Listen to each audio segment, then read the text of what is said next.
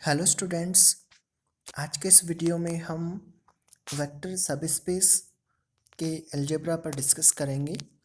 पिछले जो हमारे पीडीएफ्स थे उसमें हमने वेक्टर स्पेस और वेक्टर सबस्पेस की डेफिनेशंस को देखा था, कुछ एग्जांपल्स को सॉल्व किया था।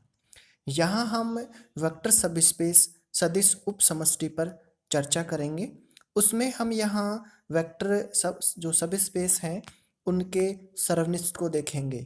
यहाँ ये टॉपिक हमारे लिए काफ़ी इम्पोर्टेंट है एग्जाम के आधार पर। तो इंटरसेक्शन देखना है हमें दो उपसमष्टियों का, सदिश समष्टि की दो उपसमष्टियों का इंटरसेक्शन देखना है। तो ये हम किस प्रकार से देखते हैं, यहाँ एक थ्योरम के बतौर हम इसको समझते हैं। यहाँ दे रखा है कि यदि W1 और W2 दो वेक्टर उपसमष्टियाँ हैं वेक्टर स्पेस V की, और हमें बताना है कि W1 इंटरसेक्शन W2 सदिश समष्टि VF की ही एक उपसमष्टि होगी। ये हमें यहाँ बताना है। ध्यान दीजिए, हमारा जो स्टेटमेंट है प्रमेय का, थ्योरम का, वो है if W1 over F and W2 over F are two subspaces of a vector space VF, then prove that W1 intersection W2 over F is a subspace of vector space V over F। हमें ये सिद्ध करना है कि vector space बनेगा, same field पे बनेगा। ध्यान दीजिए, हमने जो पिछले पीडीएफ्स थे उनमें ये कुछ नोट किया हुआ था। वो इस प्रकार का नोट किया हुआ था कि यदि किसी सदिश समष्टि में हम पर अगर सदिश समष्टि की उपसमष्टियों पर चर्चा करते हैं तो सदिश समष्टि की उपसमष्टियां भी उसी फील्ड पे बनती है, उसी क्षेत्र पे बनती है। ठीक है, तो क्षेत्र हमेशा समान रहेगा। तो यहाँ आपको देखिए कि जो वेक्टर स्पेस जो है V जो है वेक्टर स्पेस फील्ड F पर बन रहा है, तो उसकी सभी उपसमष्टियों पर भी F ही क्षेत्र रहेगा। ठीक है, यहाँ आपको ये देखने वाला इंपॉर्टेंट चीज़ें हैं। दूसरी बात जो हमने पिछली वीडियो में भी देखी कि उपसमष्टि बनती है तो तत्समक अवयव जो होता है वो समान रहता है, सभी में उपसमष्टियों में भी समान रहता है। जो वही तत्समक अवयव जो सदिश समष्टि का तत्समक होता है वही उपसमष्टियों का तत्समक अवयव होता है, ये भी हमने देखा था। अब हम इसको प्रूफ कैसे करें तो उसको देखते हैं। हमें दिया गया है कि W1 and W2 vector space V की VF की दो उपसमष्टियाँ हैं। ठीक है, तो हम जानते हैं कि तत्समक जो अवयव होता है, योग संक्रिया का जो तत्समक अवयव होता है, एडिटिव आइडेंटिटी अवयव होता है, वो उसकी प्रत्येक उपसमष्टि का भी एडिटिव आइडेंटिटी होता है। ठीक है, तो यहाँ हमारा सदिश समष्टि क्या है, सदिश समष्टि आपकी है V और उसकी उपसमष्टि है W1 W2। तो इसका मतलब जो तत्समक अवयव है, यहाँ एडिटिव आइडेंटिटी को हम 0 से रिप्रेजेंट करते हैं। तो 0 है वो W1 में भी होगा और W2 में भी होगा। अर्थात इसका मतलब ये हुआ कि जो 0 है आपको W1 तथा W2 दोनों में मिलेगा। तो इसका मतलब उनके इंटरसेक्शन में भी जाएगा। तो आपने नोट कर रखा डाउन साइड में कि W1 belongs to W1 intersection W2। ठीक है, इसका मतलब ये हुआ कि जो W1 इंटरसेक्शन W2 एक समुच्चय बना है, सेट बना है, ये एम्प्टी तो नहीं है, कम से कम एक अवयव हमें पता लग गया ये तो इसमें है। अब हम आगे और सिद्ध क्या करेंगे उसको लेते हैं। आगे हम सिद्ध करना चाहेंगे कि ये तो उपसमष्टि है, तो उपसमष्टि की कंडीशन को फिल करेंगे हम। ठीक है, क्योंकि हमें एक तो ये दिखाना होता है उपसमष्टि के लिए कि एटलीस्ट वन एलिमेंट तो इसमें लाई कर रहा है। तो वो आपने कहा कि एक वो W1 इंटरसेक्शन W2 में एटलीस्ट वन एलिमेंट लाई कर रहा है। उसके बाद हमें ये सिद्ध करना होता है कि जो सदिश उपसमष्टि की जो कंडीशन होती है वो कंडीशन हम अप्लाई करते हैं। देखते हैं क्या करते हैं। जिसको उपसमष्टि सिद्ध करना वहां से हम दो अवयव लेते हैं। आपने लिया suppose let W1 W2 be the two element of W1 intersection W2। ठीक है, so if W1 W2 belongs to W1 intersection W2 implies W1 W2 belongs to W1 and W1 W2 belongs to capital W2। क्योंकि अगर intersection में ये elements हैं तो उसके उनके इंडिविजुअली उनमें भी अलग अलग से ये अवयव विद्यमान होंगे। ठीक है, नाउ हमें दे रखा है कि W1 और W2 सदिश समष्टियां हैं, पहले से ही दे रखा है, वेक्टर स्पेसेस हैं। तो हम उसके लिए लेते हैं कि यदि स्मॉल W1 और स्मॉल W2 कैपिटल W1 में लाई करता है, इसका मतलब W1 ये है डायरेक्ट सम का सिंबल है। Direct sum W2 belongs to capital W में 1 होगा क्योंकि सदिश समष्टि की डेफिनेशन के अकॉर्डिंग। दूसरा है कि यदि W1 कोमा W2 जो कैपिटल W2 में है, तो W1 direct sum to W2 वो भी कैपिटल W2 में विद्यमान होगा।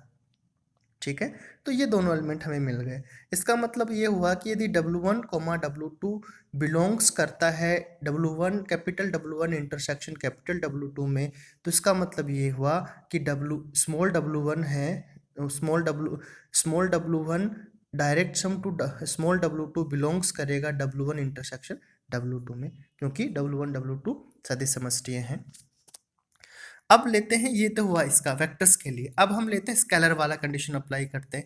हम अपने फील्ड से एक स्केलर लेते हैं, मान लीजिए कि अल्फा आपने एक अदिश लिया है और W1 से उसकी संक्रिया लेते हैं, तो अल्फा इंटू जो आप कह रहे हैं, देखो अल्फा क्या है, क्षेत्र से है, और ये क्या है आपके पास W2 जो है, W1 जो है वो आपके से है, सदिश समष्टि से है, तो उनके बीच में जो एक्सटर्नल ऑपरेशन लगता है वो लगेगा, उसका सिंबल लगेगा।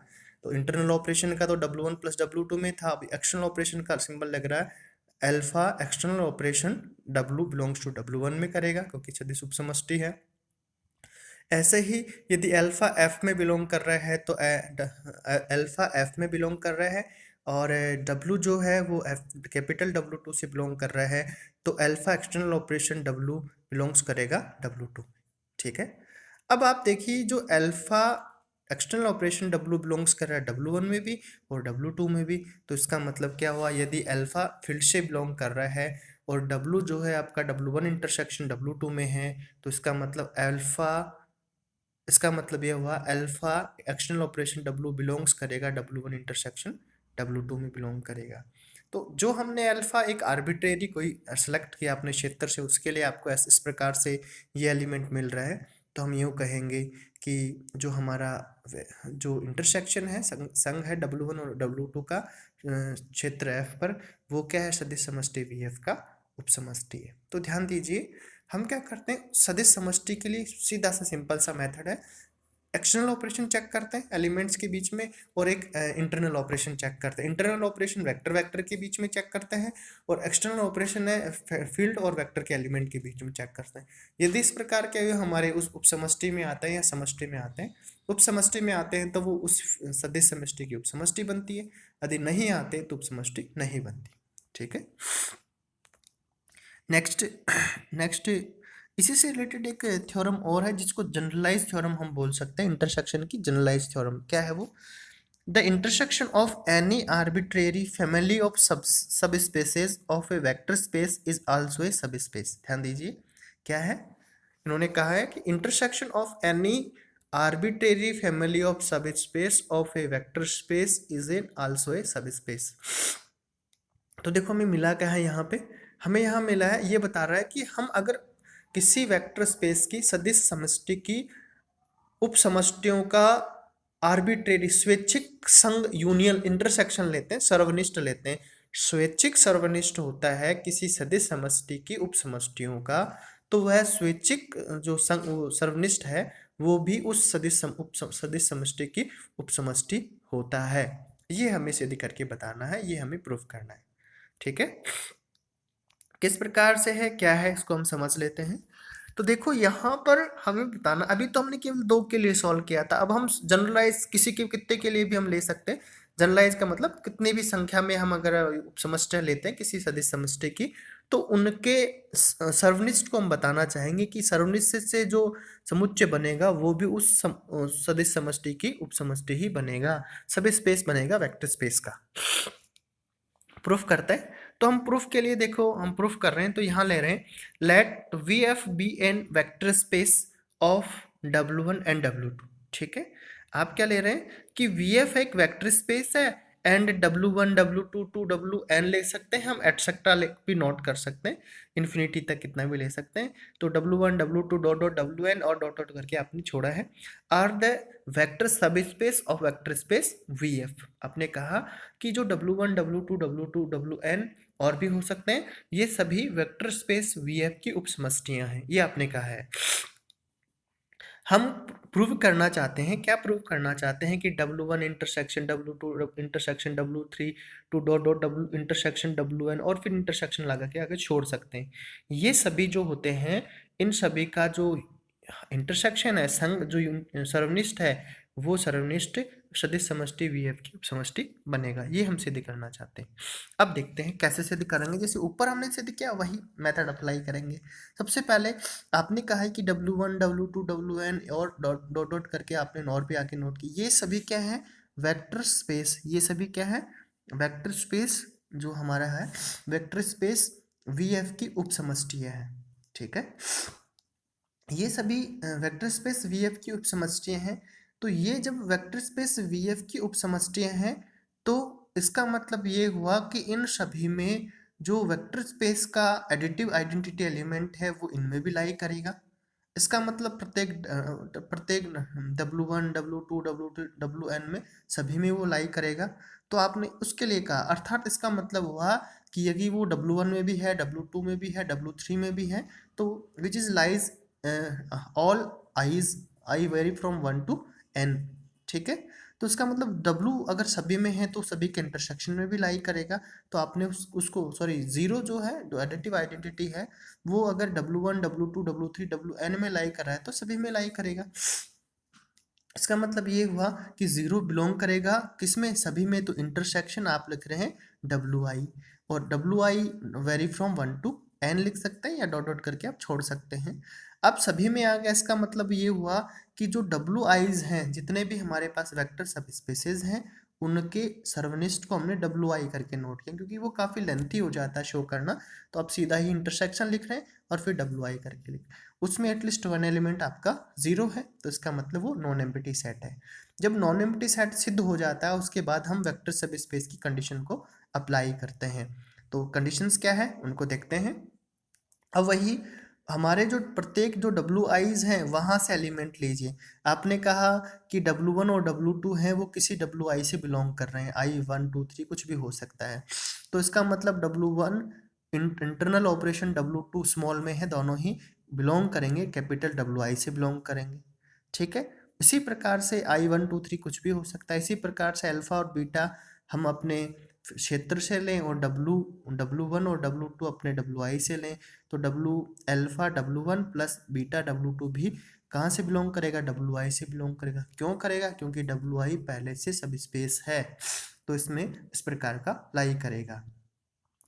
अगर ये WI में बिलोंग कर रहा है इसका मतलब W1 में भी है, W2 में भी है, I का वैल्यू 1 2 3 4 5 रखते जाए तो सभी में आ गया।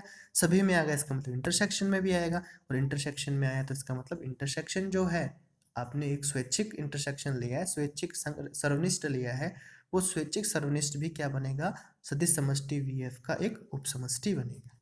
ठीक है, तो ये मेनली दो प्रमेय हैं, इनमें से दोनों ही इंपॉर्टेंट प्रमेय हैं। कोई भी हम समझें दोनों एक दूसरे से जुड़ी हुई है, लिंक्ड है, तो पहली अगर हमें समझ में आ गई तो दूसरे को हम इजीली हमें समझ सकते हैं।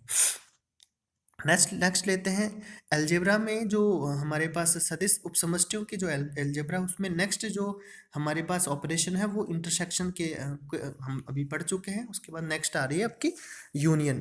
तो हमें पढ़ना है यूनियन ऑफ टू सब स्पेसेस पढ़ना है। तो यहाँ लेते हैं यूनियन ऑफ टू सब स्पेसेस क्या है। द यूनियन ऑफ टू सब spaces of a vector space VF may not be subspace of VF which is can be seen by the following examples। क्या है, जो हमने देखा इंटरसेक्शन तो क्या होता है, एक सब स्पेस बनता है, उपसमष्टि होता है किसी सदिश समष्टि की। बट यहाँ आपको दे रखा है कि अगर किसी सदिश समष्टि की दो उपसमष्टियां हैं तो उन उपसमष्टियों का जो संघ होता है यूनियन, ये आवश्यक नहीं है कि उस उपसमष्टि का ही एक क्या बने, उपसमष्टि का ही क्या बने, ध्यान दीजिए उस सदिश समष्टि का ही उपसमष्टि बने, ऐसा जरूरी नहीं है। जबकि इंटरसेक्शन में ये जरूरी था। इंटरसेक्शन में हमने ये चीज़ सीखी है कि अगर दो उपसमष्टियों का हम अगर सर्वनिष्ठ लेते हैं तो वो उपसमष्टि बनता है किसी सदिश समष्टि की। लेकिन जो संघ होता है, यूनियन होता है, उसमें ये आवश्यक नहीं है कि दो उपसमष्टियों का जो यूनियन लेते हैं वो आवश्यक नहीं कि सदिश समष्टि की उपसमष्टि बने। उसको हम इस एग्जाम्पल से समझ सकते हैं। कैसे, एग्जाम्पल आपको दे रखा है, consider the vector space V3R। इसका मतलब 3 टपल होंगे इसमें एलिमेंट A B C, और आपको दे रखा A, B, B belongs to R। R मतलब क्षेत्र है, ये वास्तविक संख्याओं का सेट है। ये तो वेक्टर स्पेस हो गया। अब W1 आपको दे रखा है, W1 में एलिमेंट दे रखे हैं A, फिर 0 0 है 3 टपल में, और ए आपको लेना उससे क्षेत्र आर से लेना है, ठीक है। और W2 आपको दे दिया 0B0 दे दिया। अब इनका हम यूनियन लेंगे तो एलिमेंट आपके कैसे रहेंगे, x रहेगा, x बिलोंग्स टू W1 और x बिलोंग्स टू W2, या दोनों में से किसी एक से बिलोंग करेगा। कहने का मतलब ये होंगे, उसमें जो एलिमेंट होंगे वो होंगे आपके जैसे A00 टाइप के या 0B0 टाइप के रहेंगे, ठीक है। इस टाइप के एलिमेंट हो गए। तो कहने का मतलब सिंपल वे में समझा है कि W1 यूनियन W2 वो होगा, उसमें एलिमेंट होगा x, x मतलब 3 टपल का होगा, लेकिन शॉर्ट में हम उसको x लिख रहे हैं। x बिलोंग्स टू W1 और x बिलोंग्स टू W2 होगा। इसका मतलब वो x होगा या तो होगा A00 या होगा वो होगा 0B0 टाइप का होगा। b की जगह कोई भी संख्या कुछ भी नोट हो सकता है, a की जगह भी इस प्रकार हो सकता है। अब हम उपसमष्टि सिद्ध करने के लिए हम क्या करते हैं, एलिमेंट उठाते हैं। कहाँ से, जिसको सिद्ध करना है। तो आपको सिद्ध किसको करना है, W1 इंटरसेक्ट यूनियन W2 को सिद्ध करना है। तो W1 यूनियन W2 से आपने दो एलिमेंट लिए, स्मॉल W1 और स्मॉल W2 एलिमेंट लिया। स्मॉल W1 मान लीजिए कि A00 टाइप का, स्मॉल W2 आपका B टाइप का है। अल्फा बीटा आप क्या ले रहे हैं अपने फील्ड से, फील्ड क्या है यहाँ पे, R है, वास्तविक संख्याओं का समुच्चय। अब alpha W1 plus beta W2 करते हैं तो बनने वाला एलिमेंट कैसा बना, वो आपको मिल रहा है alpha A plus beta B0 belongs to W1 comma W inter union W2 का एलिमेंट है क्या, नहीं है। क्यों, क्योंकि उसमें जो एलिमेंट है या तो फर्स्ट टपल कुछ होगा या सेकंड टपल कुछ होगा। थर्ड टपल जो है वो 0 टाइप का हो ऐसा जरूरी नहीं है, क्योंकि उसमें A B 0 टाइप के एलिमेंट हमारे यूनियन में नहीं है। हमारे यूनियन में संघ में तो एलिमेंट ऐसे हैं, या तो पहला टपल A00 टाइप का, एक मतलब कुछ भी हो सकता है वहाँ संख्या, या ऐसे वाले एलिमेंट हो सकते हैं कि 0B0 टाइप के। लेकिन ऐसे अभी वो नहीं है जिसमें पहला दूसरा टपल कुछ हो तीसरा 0, ऐसे नहीं है एलिमेंट। इस वजह से संघ आपका उपसमष्टि नहीं बनता, ठीक है। ये हमारा आज के वीडियो में हमने इंटरसेक्शन और यूनियन के बारे में जो बेसिक जानकारी है वो हमने ली है, और ये काफ़ी इम्पोर्टेंट भी है हमारे लिए।